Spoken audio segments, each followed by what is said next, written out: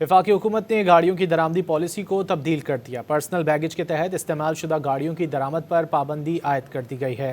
वफाकी हुकूमत ने गाड़ियों की दरामदी पॉलिसी को तब्दील कर दिया है। पर्सनल बैगेज के तहत इस्तेमाल शुदा गाड़ियों की दरामद पर पाबंदी आयद कर दी गई है। ट्रांसफ़र ऑफ रेजिडेंस और गिफ्ट स्कीम के तहत गाड़ियाँ दरामद हो सकेंगी। वफाकी हुकूमत ने इम्पोर्ट पॉलिसी ऑर्डर 2022 में तरमीम कर दी हैं। दरामदी गाड़ियों की मुद्दत 2 से बढ़ाकर 3 साल कर दी गई है।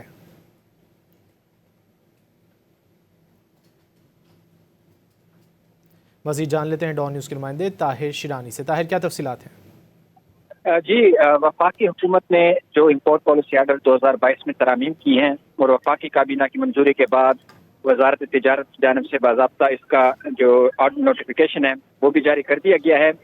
3 स्कीमें थी, जिसमें से एक स्कीम पर्सनल बैगेज के तहत इस्तेमाल शुदा गाड़ियों की दरामद पर पाबंदी आयद कर दी गई है, यानी ये स्कीम खत्म कर दी गई है।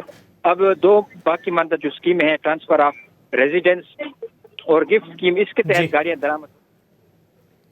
बहुत शुक्रिया ताहिर शिरानी इन तफसीलात के लिए।